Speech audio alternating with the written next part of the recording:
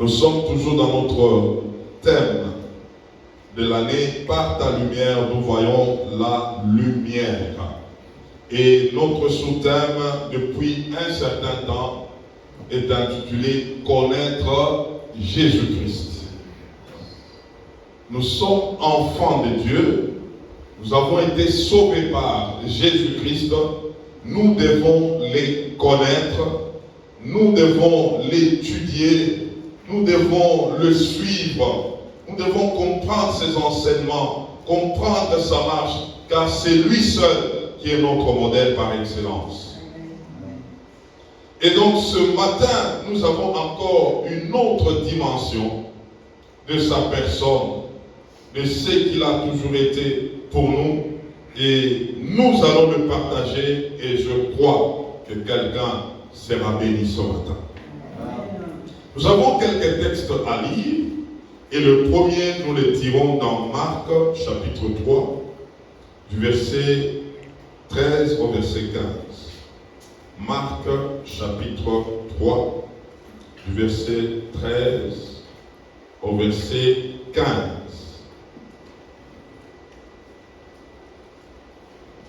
Nous lisons au nom de Jésus-Christ. Nous sommes prêts, prenons nos Bibles.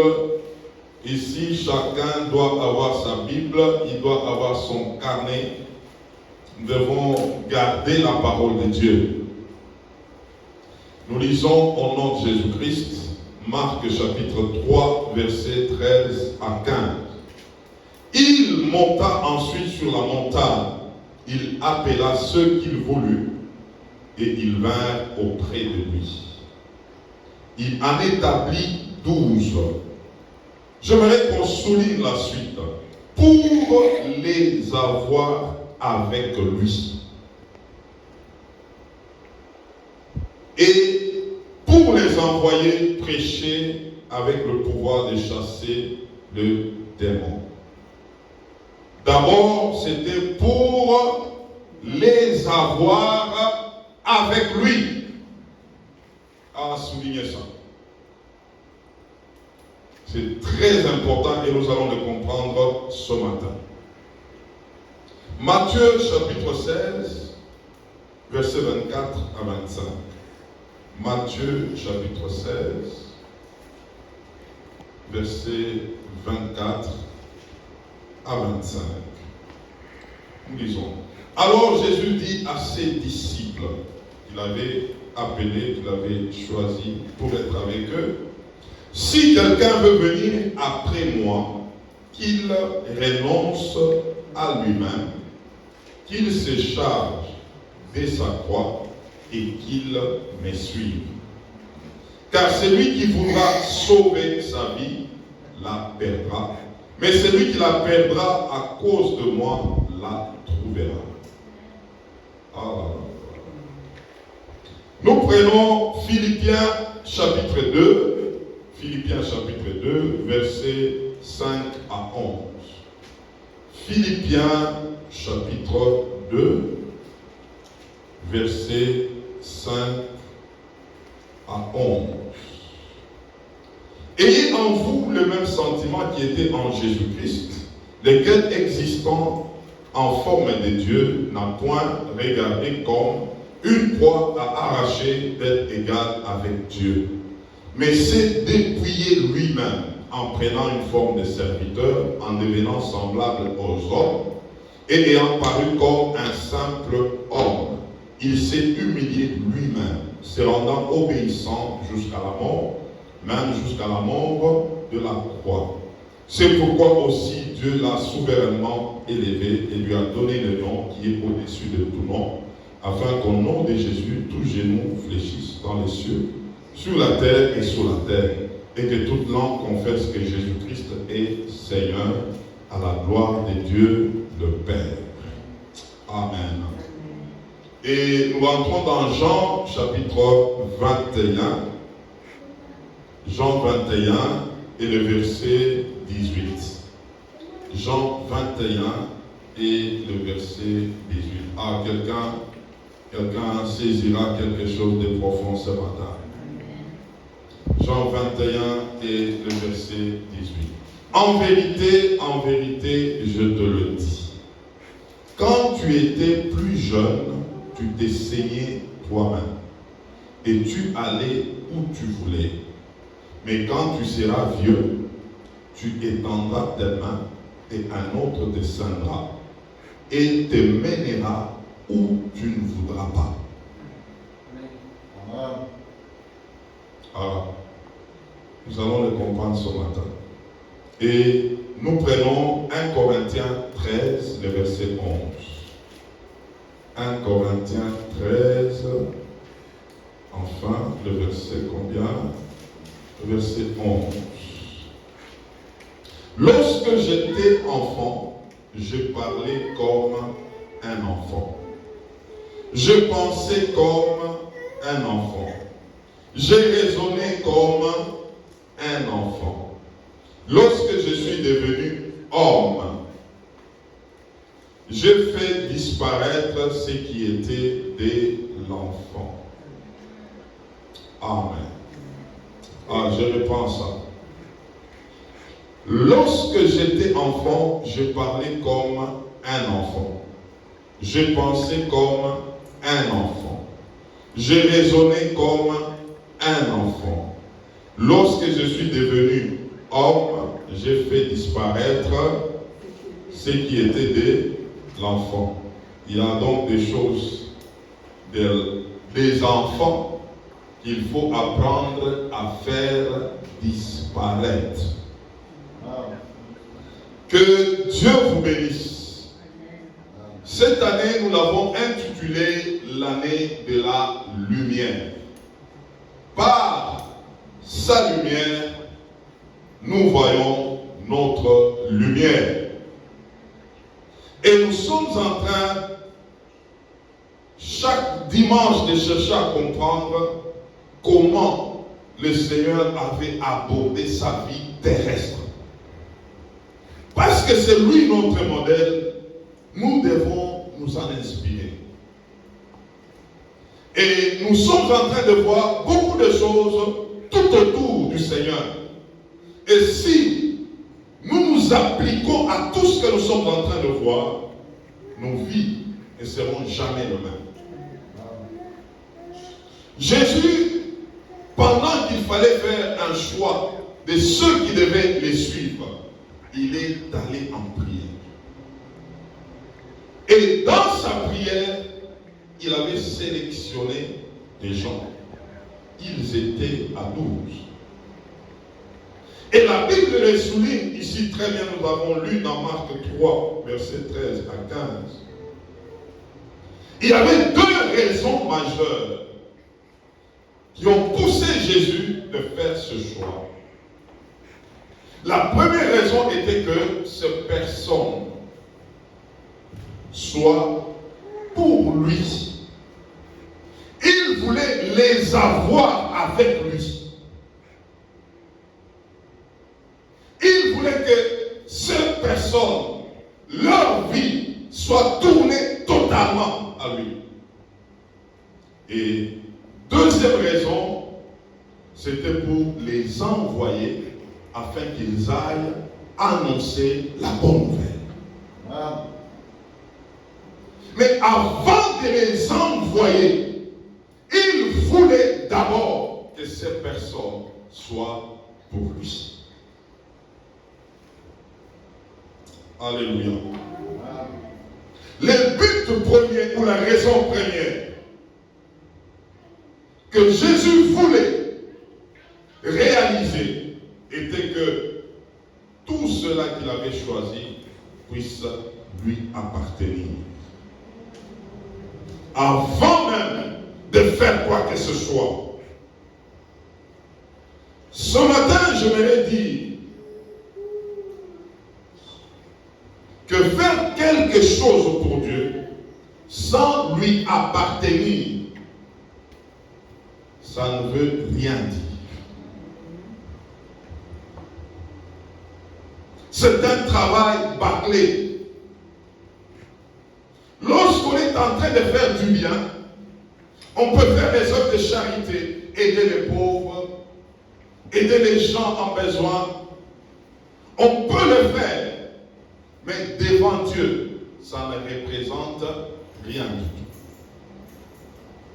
Lorsque nous sommes avec lui, mais nous ne nous donnons pas totalement à lui, tout ce que nous pouvons faire, c'est un travail bâclé.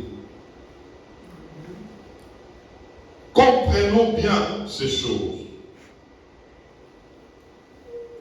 La question que nous devons nous poser, c'est de savoir, avant de faire tout ce que nous faisons, est-ce que nous sommes totalement à lui? Est-ce que nous lui appartenons totalement? Aujourd'hui, il y a des personnes qui appartiennent au Seigneur selon les pourcentages. Peut-être c'est à 10%, peut-être c'est à 20%, peut-être c'est 50-50, mais le Seigneur veut que nous puissions être à lui d'une manière totale. Et dimanche passé, nous avions compris un secret de notre Seigneur Jésus-Christ lui-même.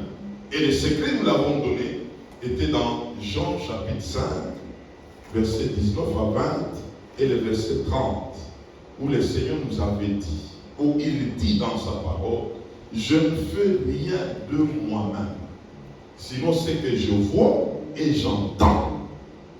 Et nous avions souligné dimanche passé que beaucoup d'échecs aujourd'hui de plusieurs personnes parce qu'ils font des choses sans entendre ni voir ce qui se fait dans les lieux célestes auprès du Père. Jésus sur ce point, il ne négociait pas.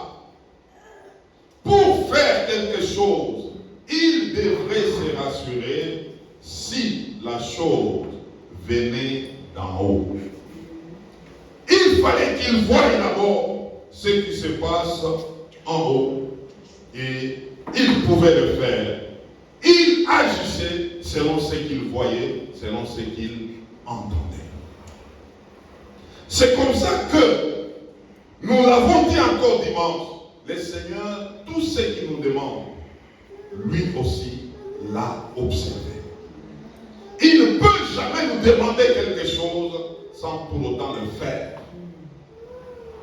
Et c'est pourquoi dans Proverbe chapitre 23, verset 26, il est en train de dire, mon fils, donne-moi ton cœur. Vous savez, le cœur, c'est le centre d'une personne. C'est la source d'une personne. C'est ça même la personne. Le Seigneur est en train de demander à ses enfants afin qu'ils lui donnent leur cœur. Est-ce que tu as déjà dit un jour que je renonce à moi-même? Je donne tout de moi à Dieu. Alléluia. Est-ce que ta vie est déjà sur l'autel de Dieu? Où tu as dit, je renonce à moi-même. Je donne tout ce que j'ai à Dieu. Et c'est pourquoi il dit, celui qui perdra sa vie à cause de moi la retrouvera. Est-ce que tu as déjà atteint cette dimension où tu t'es dit, en tout cas cette vie ici, je l'ai perdue? En tout cas, c'est comme si je ne suis plus maître de ma vie. Il y a quelqu'un qui a déjà pris cette vie-là. Il y a quelqu'un qui la gère. Il y a quelqu'un qui est en train de prendre ma place. Il est en train de chercher. Il me gère. C'est lui qui perdra sa vie. Vous savez, aujourd'hui, il y a des gens qui suivent le Seigneur sans perdre leur vie. Il a sa vie. C'est là qu'il suit le Seigneur. Mais le Seigneur dit, pour que tu sois totalement à lui, il faut que tu perdes ta vie. Alléluia. Je répète encore, le Seigneur nous demandait toujours ce que lui-même avait fait. Dans Philippiens, il nous dit, il n'a pas regardé comme une proie à arracher le fait d'être égal à Dieu. Le Seigneur a renoncé à sa divinité. Il a perdu sa divinité pour devenir un homme. Et ici, la Bible dit, devenir même un simple homme, un serviteur, jusqu'à s'humilier, jusqu'à mourir, la mort de la croix. Il a perdu sa position. Il commençait à marcher à pied, comme un simple homme. On l'a arrêté par des hommes que lui pouvait même tuer par une parole. Vous savez, Jésus, c'est un modèle. Quand il fallait l'arrêter, les gens sont venus, les militaires avec des armes, ils arrivent, ils posent la question. Jésus est où ici entre vous? Quand Jésus a dit seulement, c'est moi, ils sont tombés. Tous par terre. Et cela s'est répété 2 fois. Et puis après, il s'est dit non, j'ai déjà renoncé à tout ce que j'ai. Venez me prendre. Il a renoncé à sa divinité. Il s'est laissé jusqu'à la croix.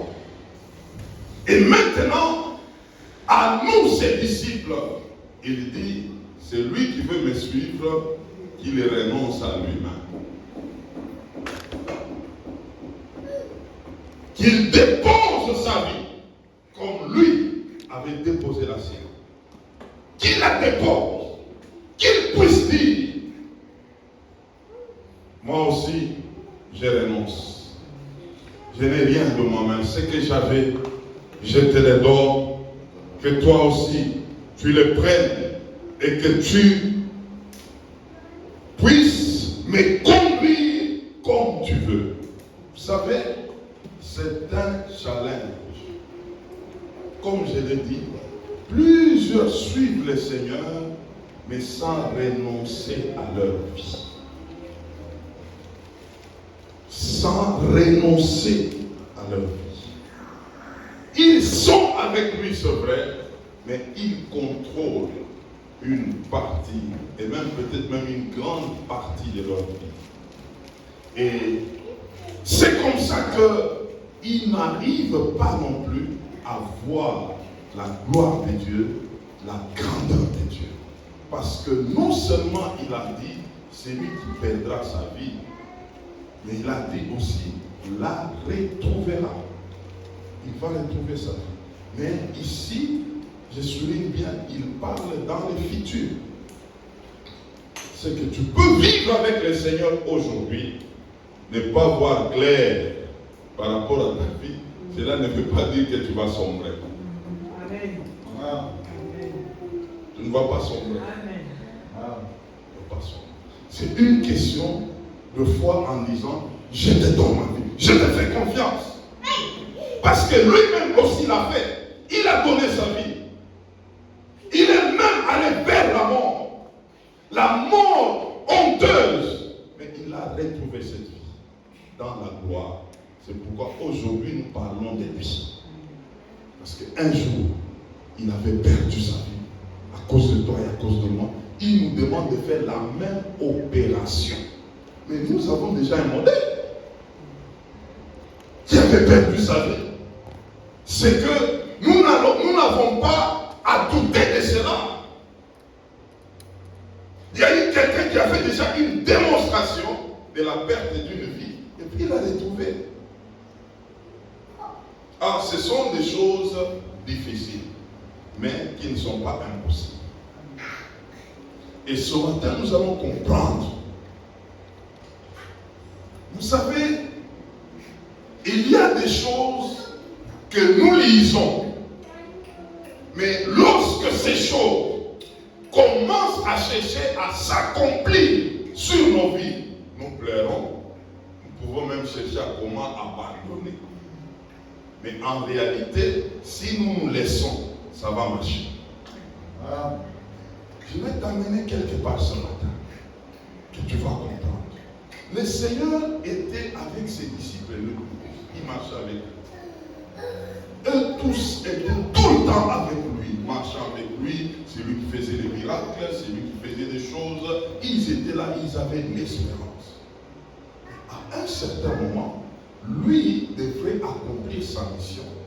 Où il avait déjà donné sa vie, il n'avait pas cette vie, il fallait qu'il aille jusqu'à la croix. Mais les autres n'avaient pas cet entendement-là. C'est pourquoi ils n'étaient pas prêts à ce que le Seigneur puisse les quitter. Jusqu'à ce que Pierre pouvait même lui dire non, non, ces choses-là ne doivent pas t'arriver. Mais le Seigneur lui dit non, non, tu ne comprends pas, ça c'est la pensée de l'homme, ce n'est pas la pensée de l'homme. Mais ils avaient des difficultés à comprendre ces choses. Alors c'est comme ça qu'à un certain moment, le Seigneur appelle Pierre. Parce qu'il voyait en lui cet homme qui était déterminé, qui voulait faire, qui voulait les suivre, qui lui posait des questions. Le Seigneur a vu que cet homme était intéressé à toutes ces choses-là. Maintenant, je vais lui parler. Et le Seigneur lui pose une question. Pierre, m'aimes-tu? Pendant 3 fois. À 3 reprises, Pierre s'est rappelé qu'il avait nié le Seigneur 3 fois. Là, il s'est dit, non, en tout cas, toi-même, tu le sais. Je ne peux pas me précipiter de répondre que je t'aime, et toi-même, tu le sais. Non. Le Seigneur lui a dit une parole. Et c'est sur cette parole que notre message commence. Amen. Je dis, mais c'est sur cette parole que notre message commence. Je n'étais que dans l'introduction. Il dit à Pierre, lorsque tu étais plus jeune, tu prenais ta ceinture, tu te mettais toi-même la ceinture au rein. Mais quand tu seras vieux, quelqu'un d'autre viendra avec une ceinture, il te mettra la ceinture et il te tirera par cette ceinture-là pour t'amener là où tu ne voudras pas.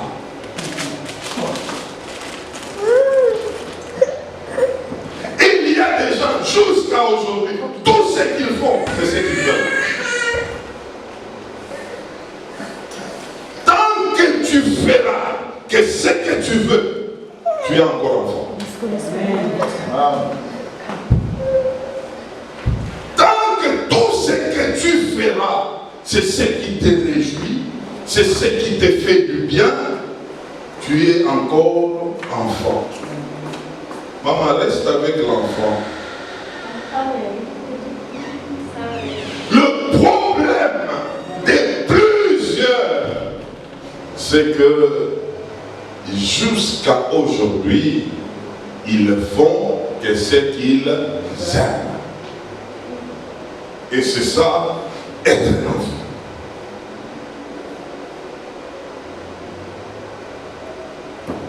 Vous savez, moi je n'aime pas trop évangéliser, parce que je n'aime pas quand j'aborde quelqu'un et la personne me répond mal. Je n'aime pas. Tu es encore enfant.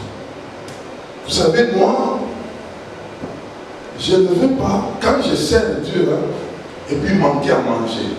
En tout cas, si je manque seulement à manger, en tout cas, moi là, ça ne va pas marcher avec Dieu. Tu es encore enfant. Moi, je ne veux pas, quand je sers, qu'on se moque de moi. En tout cas, dès qu'on se moque de moi, vraiment, moi, je vais arrêter ces choses. Parce que moi, je n'aime pas que personne me piétine. Tu es encore enfant. Faire que ce que l'on veut, étant avec le Seigneur, on est encore enfant. Vous savez, Moi, quand je ne suis pas convaincu vraiment de quelque chose, je ne peux pas le faire. Il faut que je sois moi-même convaincu. Même si on me dit que non, mon Dieu, c'est lui qui veut, en tout cas, il faut que je sois convaincu. Chercher à faire que ce que l'on veut. Jésus lui dit, quand tu étais plus jeune, tu te conduisais toi-même. Tu faisais des choses de toi-même. Tu t'es réveillé, tu dis, je vais faire ça. Tu pouvais te dire, je dois avoir ça. Qu'importe la manière d'avoir, mais moi je dois l'avoir. C'est ça le enfant. Si je n'ai pas telle chose, je ne peux pas dormir. Arrangez-vous pour que j'ai ça. C'est ça être un enfant.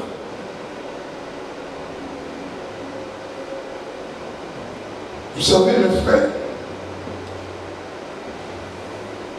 dès que nous commençons à dire je ne peux rien de moi-même, sinon ce que le Seigneur va me proposer, on commence à grandir.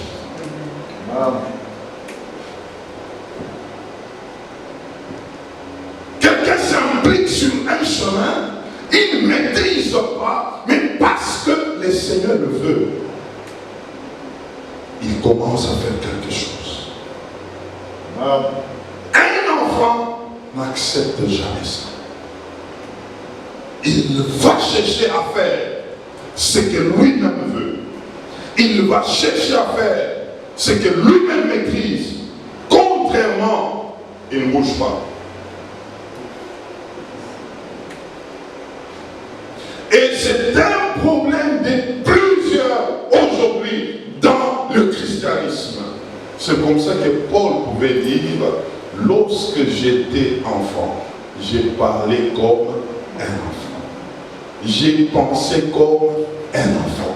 J'ai raisonné comme un enfant. Souvent, un enfant, quand il veut s'exprimer, c'est pleurer. Combien de gens pleurent à la place de chercher à connaître ce que Dieu veut?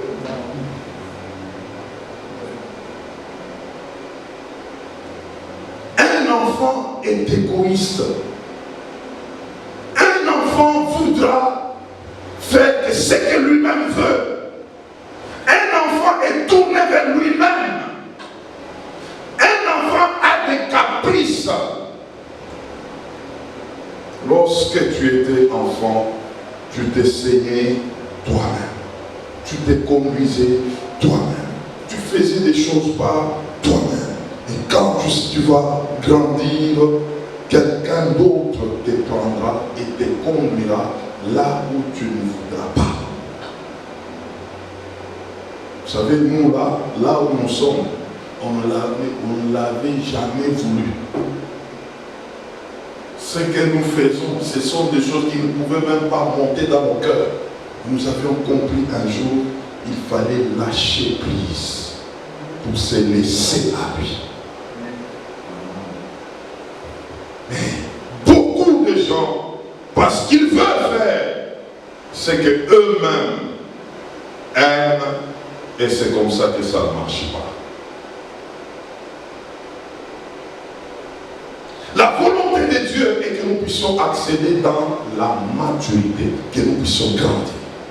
C'est tout ce que Jésus voulait en étant avec ses disciples, être avec eux d'abord, pour qu'ils comprennent qu'il faut grandir, avant même d'annoncer aux autres cet évangile. Il voulait qu'eux-mêmes comprennent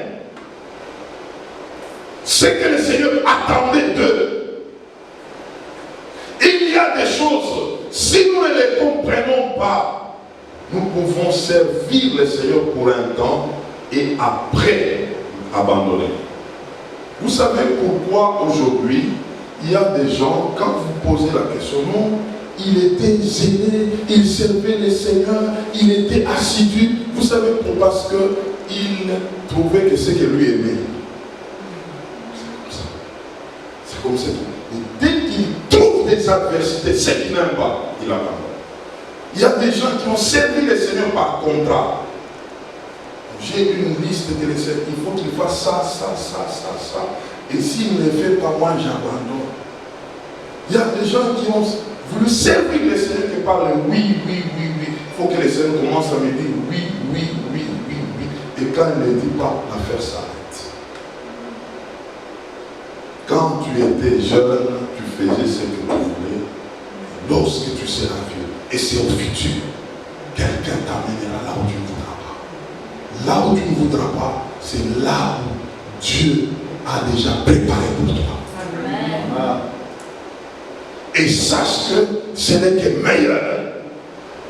Le diable, il est expert en cachant les choses aux enfants de Dieu pour qu'ils ne découvrent pas. Et les amener dans ce qui est visible afin qu'ils s'accrochent d'une manière aveugle et qu'ils ne fassent pas la volonté de Dieu. Dieu, dans tout ce qu'il a prévu pour ses enfants, ce n'est que meilleur. Et tu dois le voir, tu dois l'entendre. Mais avant cela, tu as affaire à un monde physique où tu vois les autres, où tu entends les autres, comme nous l'avons dit dimanche passé. C'est là où se trouve le problème. Et nous voulons aussi calquer une vie des autres. Nous voulons aussi voir comment ça se passe avec les autres. Nous voulons aussi voir un avenir comme les autres. Et nous sommes bloqués. Un bonheur pour Dieu peut commencer par des moments compliqués, difficiles, sans que nous puissions le maîtriser, mais c'est là qu'il y a un bonheur pour le Seigneur. Mais dès que la personne s'introduise là-dedans, il peut sortir de l'autre côté et retrouver le bonheur que Dieu avait prévu pour lui. Mais si quelqu'un veut le regarder avec ses yeux, il sera bloqué. C'est pourquoi il dit, quand tu étais jeune, tu faisais de toi. Nous avons aujourd'hui beaucoup de gens qui ont les schémas du monde. Pour accéder à tel succès, voilà comment est-ce qu'il faut commencer. Voilà comment est-ce qu'il faut commencer avec l'image du monde, les schémas du monde. Et ça nous bloque. Aujourd'hui, je suis venu nous dire comment accéder à la maturité. Comment accéder à la grandeur pour que nous puissions suivre ce que nous n'aimons pas. Pour que nous puissions nous introduire dans ce que nous ne voulions pas. Parce qu'il nous dit ici, lorsque tu étais jeune, tu faisais ce que tu voulais. Mais lorsque tu seras adulte, tu feras ce que tu ne voudras pas. Comment faire ce que je ne veux pas? C'est ça l'opération de ce matin. Et ce que tu ne veux pas là, c'est là que se trouve ton bonheur. Ah, Dieu est formidable. Il a mis quelque chose de bien, mais parce que tu as affaire à un monde visible, tu ne sais pas voir. Donc, tu as un schéma du monde, tu as un schéma classique, mais Dieu lui a prévu quelque chose qui est visible en réalité avec les yeux spirituels, mais qui est caché avec les yeux physiques. C'est le problème que nous avons. Et parce que nous voulons dépendre du monde, nous voulons faire comme le monde, nous devenons bloqués. Moi j'ai compris beaucoup de choses avec Dieu. Vous savez, Dieu, tel que nous sommes là, je donne l'exemple de l'église. Cette église, c'est une église influente pour le Seigneur. Parce que cette église n'a pas commencé aujourd'hui. Cette église avait déjà commencé dans l'éternité.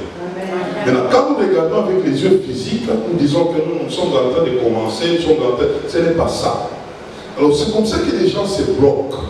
Ils commencent à dire que tel que nous sommes là, nous sommes seulement comme ça. Donc quand Dieu voudra là, ça se fera. Vous avez déjà avancé parce que vous êtes à tel niveau. Vous regardez avec les yeux physiques.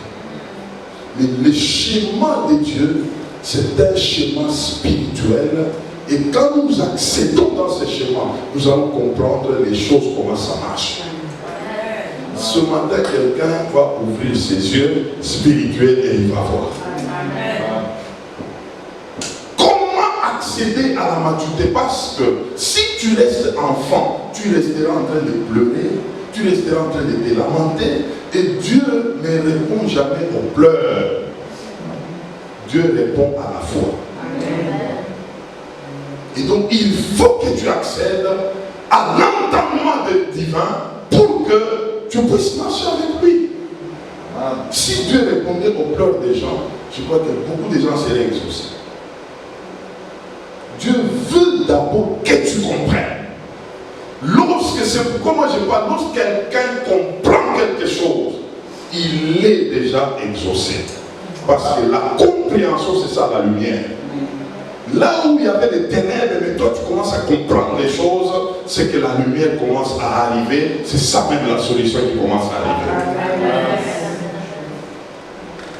Et ce matin, ma prière est que tu comprennes ces choses. J'ai 4 choses à te partager. Et si tu les observes, ta foi va grandir, tu vas grandir dans le Seigneur. Et ces choses ici, Jésus les a appliquées. C'est pourquoi nous disons comment connaître. Il faut que nous puissions connaître qui? Jésus. Et 4 choses que je vais préparer. Je t'ai préparé. Jésus les avait observées et ça marchait avec lui. La première des choses, c'est laisser à lui. Beaucoup de choses ne marchent pas pour plusieurs parce que jusqu'à présent, ils ne se sont jamais laissés à Dieu. Tu viens, tu ne t'es jamais laissé à lui. Tu as donné ta vie, tu ne t'es jamais laissé. Tu as dit, Seigneur, je t'ai accepté comme mon Seigneur et mon Sauveur. J'accepte d'être avec toi, mais tu ne t'es jamais laissé.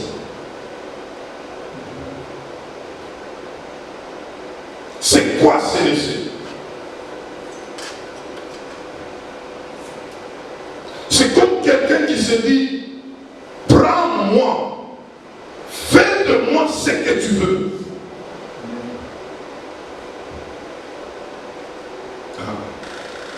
Mon frère, ma soeur, ce n'est pas des théories que je vous donne.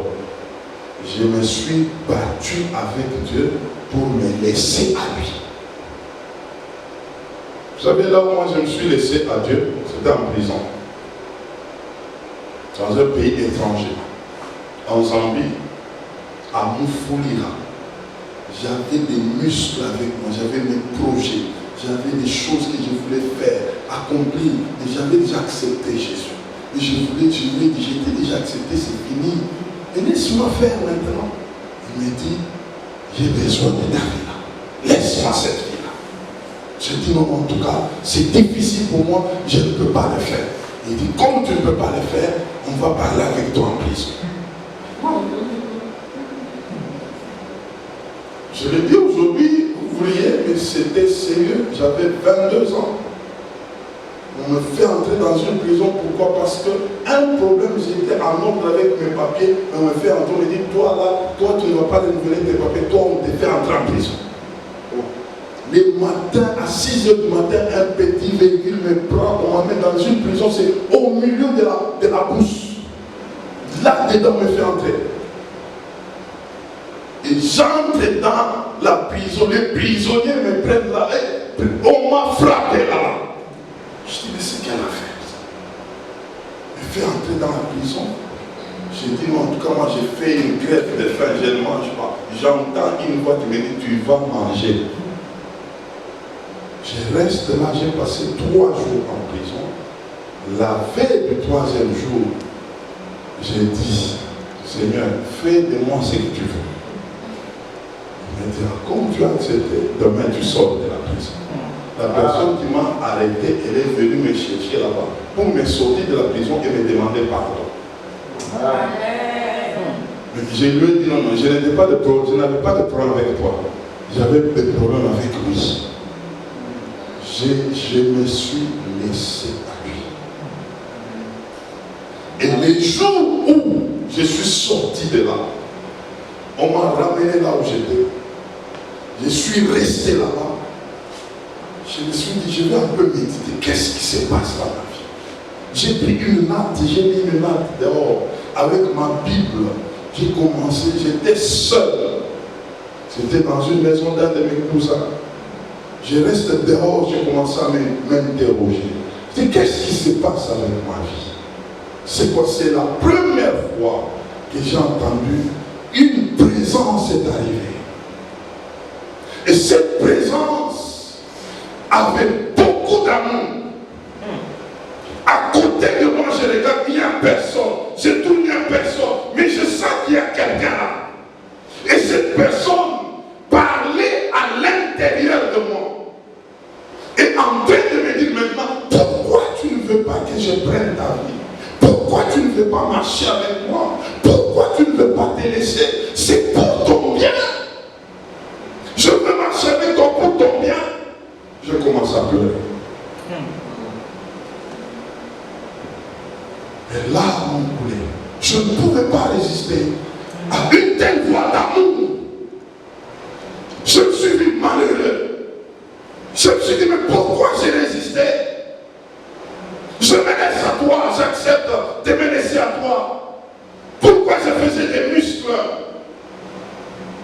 C'est ces jours-là où j'ai donné tout de moi à lui. Je lui ai dit, fais de moi ce que tu veux. Et cette parole est toujours vraie jusqu'à aujourd'hui. Tu peux marcher avec Dieu sans pour autant lui donner ta vie, sans pour autant t'abandonner, sans pour autant garder une portion de vie où toi-même tu en as le contrôle. J'ai vécu ça étant enfant de Dieu. J'ai connu cette prison comme je vous dis. Et je suis sorti de là et j'ai entendu ça. C'est pourquoi quand je parle de l'amour de Dieu, j'ai vécu cet amour dans mon esprit. Il m'a parlé avec amour.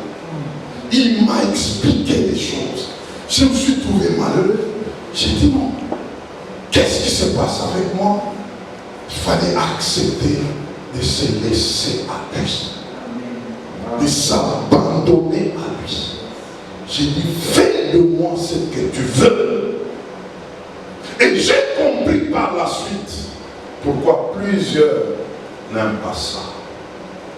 Parce que j'étais devenu la risée de beaucoup de gens.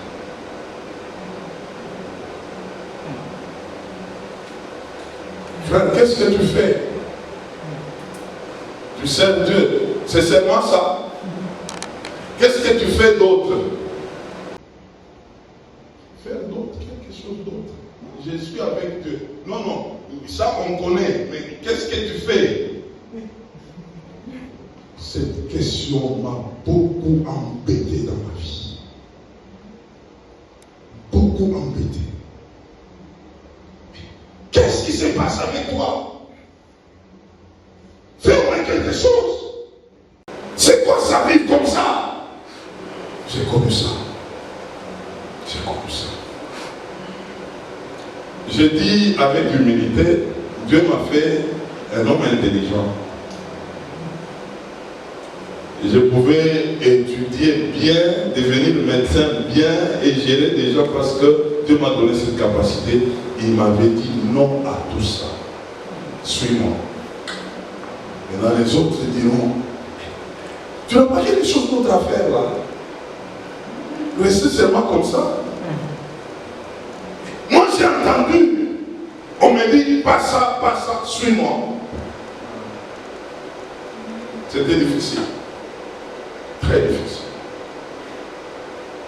J'ai appris à accepter les injures des gens. Les humiliations des gens.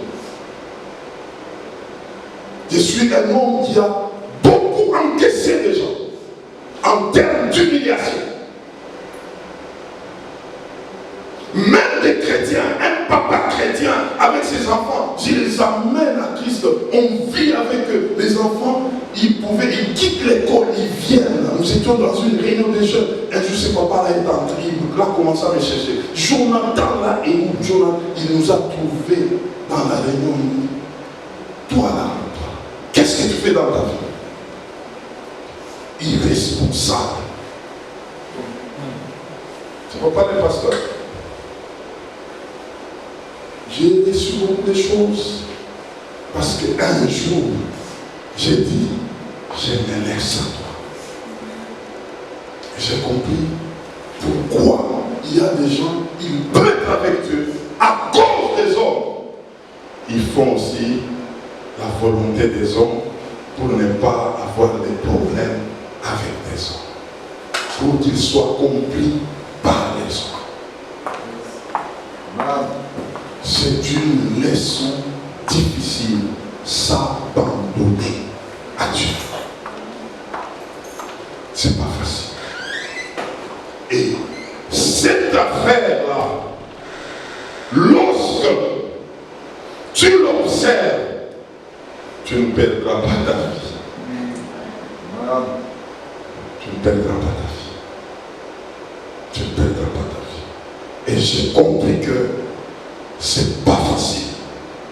Très souvent, nous voulons répondre au monde, aux gens qui sont avec nous, ce que nous sommes. Parce qu'il faut qu'ils nous comprennent que je fais ceci, je fais cela. Alors il faut que je fasse pour qu'ils sachent que je suis quelque chose. Oh, Dieu veut que tu te laisses la vie. Que tu te laisses la vie. Qu'on puisse même te piétiner, qu'on puisse même faire des choses, on peut t'écraser, ou on peut t'oublier. Tu es là, mais on t'oublie. On ne fait plus cas de toi. Nous sommes passés par tout ça. Ou dans la famille, où il y a même tes parents, ton père dit non. Bon, celui-là, je ne sais pas ce qu'il est devenu avec son Dieu, là, celui-là, je ne sais pas. Bon, en tout cas, mon père m'avait déjà écrit une lettre de 8 pages pendant que j'étais en Zambie pour me dire, je regrette que j'étais perdu. Tu n'es plus avec moi, j'ai perdu cet enfant. Je me suis donné, mais laissé à lui. C'est pourquoi un jour, quand même Pierre ne comprenait pas, Pierre a posé la question à Jésus, Seigneur, et nous qui avons tout quitté, qu'est-ce que sera notre sort? Donc il commence à regarder, en tout cas autour de moi là, je n'ai rien là. Bon, ça va se passer comment? J'ai quitté ma pêche là, j'étais là-bas, il n'y a rien, et puis mon matin soir, je suis derrière toi. Dis-moi un peu, comment ça va se passer? Qu'est-ce qu'on a déjà quitté? Qu'est-ce qu'on a déjà dénoncé? On commence à se regarder que ça ne va pas. Ça ne va pas. C'est laissé. Deuxièmement, se préoccuper de sa volonté. Lorsqu'on commence à se préoccuper de la volonté de Dieu dans ce que l'on veut faire, à tout moment, on commence à grandir.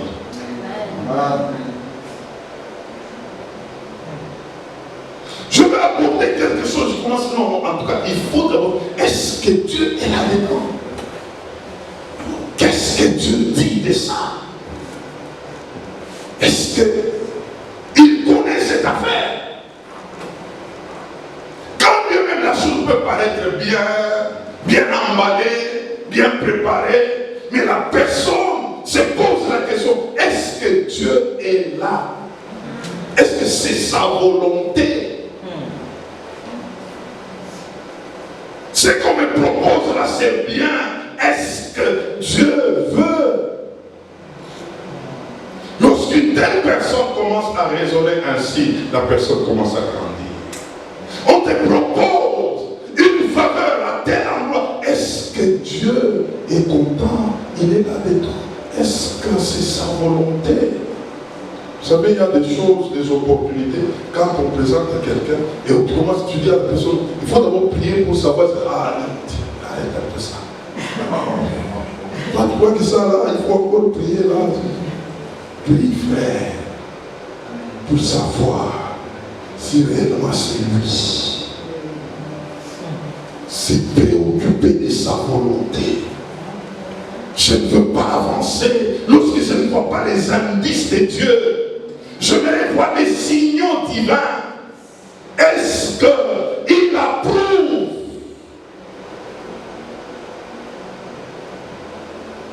Et ici, quand je dis ces choses, c'est là qu'il y a eu beaucoup de gens qu'on a piégés, même que ce soit dans le mariage.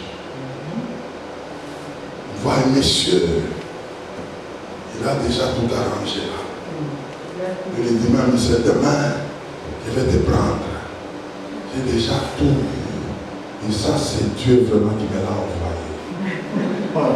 Puis un autre là qui arrive là, lui c'est au coin là, il arrive avec un petit polo là, il vient, il dit non, moi je vais être avec toi. Il dit non, en tout cas, au nom de Jésus, je chasse cet esprit là.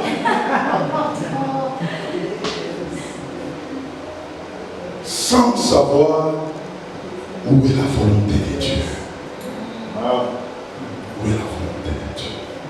Quelqu'un qui commence à chercher, à se préoccuper de la volonté de Dieu, il commence à grandir. Il se dit toujours, quand je me suis engagé en telle affaire, voilà les signes de Dieu qui m'ont accompagné. Quand j'ai abordé telle chose, voilà les signes de Dieu qui m'ont accompagné. Quand je me suis retrouvé dans telle relation, voilà les signes de Dieu qui m'ont accompagné. Une telle personne commettra moins d'erreurs. Là où tu te trouves, est-ce que tu avais eu des signaux de Dieu? Qu'est-ce que le ciel avait dit?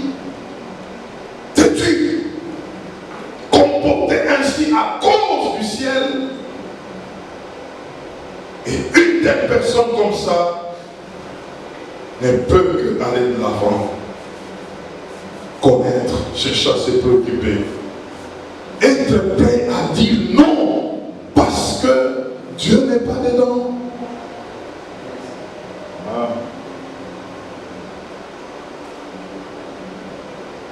Être prêt à s'engager dans quelque chose, même si on ne la maîtrise pas, parce que c'est la volonté de Dieu. Vous savez, Dieu c'est un expert en cachant les choses. Dieu peut te dire seulement va. Mais dans les va, il y a tout. Mais tu ne vois rien. Mais parce que tu as entendu les va, tu t'engages, tu découvres plus tard tout ce qui était dans les va. Et ça, Dieu. Il a fallu seulement écouter la volonté de Dieu. Vous savez, il y a des gens qui aiment voir tout ce qui est préparé. Bien, tout est beau. C'est là qu'ils disent même qu'un des signes de Dieu, c'est la provision divine. Il faut qu'il y ait une provision. Quand je ne vois pas tout ça, là, je ne bouge pas. Non, frère. Dieu parle tantôt d'une manière, tantôt d'une autre. Il est multisystème. Il peut t'amener là où apparemment il n'y a rien. Mais parce que tu as entendu et tu commences à découvrir les choses. C'est pourquoi j'aime dire, ceux-là aussi que Dieu amène dans les auteurs, dans leur vie, il faut qu'ils expliquent bien l'histoire. Pas parler aux gens dont Dieu bénit, voilà que. Et il y a des gens, ils se sont mariés difficilement, ils ont connu des problèmes difficilement. Maintenant, il arrive là, il commence à parler aux autres là, vous qui n'avez rien. Toi, tu avais. On va les comprendre là-dedans ici. Tu as connu des choses, maintenant Dieu t'a aidé, il t'a amené quelque chose. Tu commences à faire des principes. Pendant que ça te troublait là, tu avais des principes. Nous devons bien expliquer l'histoire. Comment est-ce que Dieu a marché avec nous? C'est comme ça que nous devons parler. Je suis avec vous. Je dois vous parler de là où Dieu m'a tiré. Je dois vous expliquer toutes ces choses-là. Je ne suis pas quelqu'un qu'on a fait tomber du ciel. Il est venu. Non, non, non. Je connais la fin. Je connais les moments difficiles. Je connais les pleurs. Je connais c'est quoi manger la poussière. Jusqu'à conclure qu'un homme ne peut jamais mourir lorsqu'il manque. Parce que je sais c'est quoi manquer. Il a bien expliqué les choses. Chercher la volonté de Dieu, se préoccuper de la volonté de Dieu nous amène à grandir. Troisièmement, mettre en premier l'intérêt du royaume de Dieu. Commence à grandir. Quand pour toi, tout ce que tu peux faire, que ça soit pour toi, mais que tu te dises d'abord pour Dieu et après pour moi. Là, tu commences à faire quelque chose. D'abord pour Dieu, ensuite pour moi. Mettre à l'avance l'intérêt du royaume. Là où Dieu, quand même, tu as découvert qu'il y a quelque chose. Vous savez, parce que j'aime bien parler du mariage et j'en parle. Même dans un de mes livres que je suis en train d'écrire, il y a beaucoup de choses du mariage. Vous savez, même se marier, on ne se marie pas pour les plaisirs. On se marie pour le compte du royaume de Dieu. Pour que nous soyons au service de Dieu. Et que nous puissions, cette relation commence à bénéficier à Dieu. C'est ça la raison. Et parce que nous laissons cela à Dieu, Dieu nous donne aussi à nous de nous réjouir. Mais nous avons commencé par chercher pour Dieu, le faire pour le compte de Dieu. Parce que dans chaque couple, il y a toujours une mission. Dieu veut soit atteindre l'homme, il veut soit atteindre la femme. Ou il veut ensemble le mettre pour qu'ils accomplissent des choses que l'un ne pouvait pas faire seul. Alors il ajoute une autre personne pour qu'ensemble qu'ils puissent accomplir des choses. C'est ça la raison, mes frères. Parce qu'au ciel, il n'y aura pas de mariage. Comme s'il y a un but. Dieu peut mettre deux personnes ensemble. Il t'a mis des idées en toi. Il a mis la capacité de faire dans l'autre. Et ils se retrouvent ensemble. Ils font quelque chose. Et le royaume de Dieu a de l'avant. Va de l'avant. Il y a des choses comme ça. Et lorsqu'on commence à discerner où est l'intérêt de Dieu dans ce que nous faisons, que ce soit une relation, tu croises une personne, pourquoi tu l'as croisée? C'est pour quel intérêt? Il y a des rencontres qui font avancer le royaume de Dieu, les rencontres de destinée. Parce que vous vous êtes rencontrés, l'intérêt de Dieu est mis en place. Vous commencez à réaliser ces deux visions qui se croisent. L'autre avait la facilité dans tel domaine, tel autre avait la facilité dans l'autre domaine. Dieu le met ensemble, ils mettent leurs énergies, leurs forces ensemble, ils commencent à accomplir les choses. Ceux qui n'ont pas les yeux de Dieu commencent à dire voilà, tel avec tel, ils commencent à critiquer l'Église.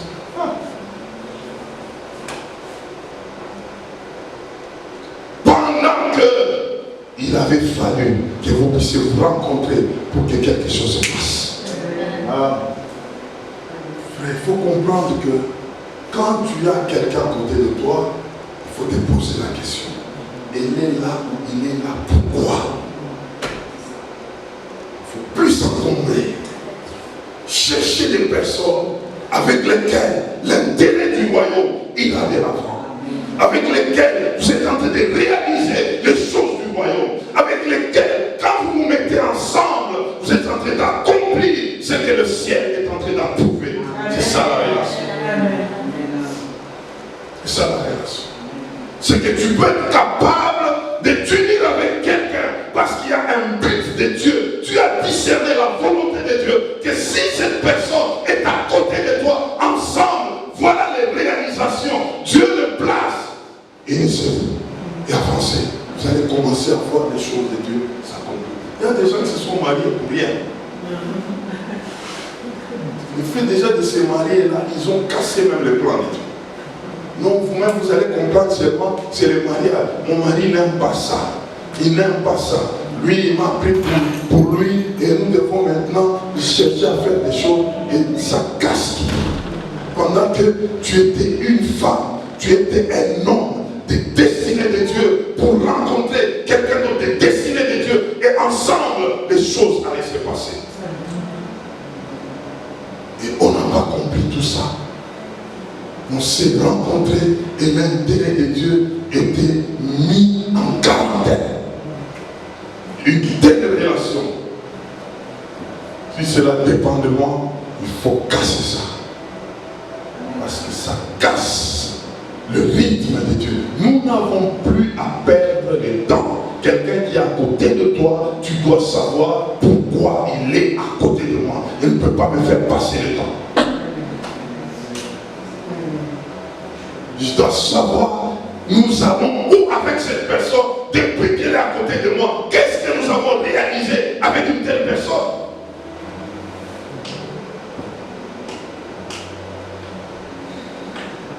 J'ai un enseignement difficile. Je crois que je le ferai après sur les mariages, les divorces, les mariages, divorces. Il y a des gens qui se sont mariés sur la terre, mais au ciel, ils ne se sont jamais mariés. Quand ces gens-là divorcent, il y a un divorce. Point d'interrogation. Parce qu'ils n'ont pas fait des choses selon qui? Selon Dieu. L'intérêt du royaume de Dieu. Posez-vous toujours la question, dans ce que vous faites, quel est l'intérêt du royaume de Dieu? Est-ce que Dieu a sa place? Et même dans l'intérêt de Dieu, c'est comme ça que même quand Dieu nous donne des moyens, c'est pourquoi? Pour que nous puissions nous réjouir avec. Commençons à manger, commençons à acheter des choses, commençons à bâtir des choses. C'est pourquoi même dans nos avoirs, la première place doit appartenir à qui? À Dieu. C'est pourquoi nous parlons de Dieu. C'est l'intérêt du royaume. Donnez d'abord à Dieu. Faire d'abord que Dieu se retrouve dans ce que nous faisons. Il va nous garantir la suite. Dans ce que j'ai, je le prends avec. Quand je parle de ces choses, un jour Dieu m'avait posé la question, est-ce que tu es capable de tout me donner? J'ai dit oui. Parce que tu as déjà pris tout de moi. Il dit, ah bon? J'aimerais que tu me donnes tes habits, tu me donnes tes appareils de la maison. C'est une expérience que j'ai vécue. Donne-moi tout. J'avais une veste, je n'ai jamais oublié ça. En tout cas, cette veste, je pouvais la porter 2 fois par an. Je l'aimais tellement. Dieu me l'a prêté. Je dis, je donne. J'ai donné tout ce qu'il m'avait demandé. Sans problème, frère. Et 2 semaines après, il m'a donné de l'argent, plus que tout ce que j'avais là. J'ai dit, ah bon? L'intérêt du royaume. Être Dieu nous connaît, il connaît nos cœurs. Il connaît. Parce que moi, il m'a déjà compris. Il a commencé par ma vie. Maintenant, le reste, là, je veux m'en foutre. Il va le prendre même aujourd'hui, il peut y prendre. J'ai dit, prends. L'intérêt du royaume. L'intérêt du royaume. Ça, c'est le 4e point. 3e point. Et enfin, le 4e point, on va chuter par là. La recherche de la gloire de Dieu. Ça là. Dans tout ce que je fais, j'aimerais que Dieu lui seul ait la gloire. Vous savez, il y a des réalisations où où les hommes peuvent confondre en disant, non, toi tu es capable, non, toi tu as fait des choses. Quand je te vois, tu es en train d'émerger. Non, non, il ne faut pas tricher. Ce n'est pas toi, c'est Dieu qui est en train de le faire. Il faut toujours lui donner sa place.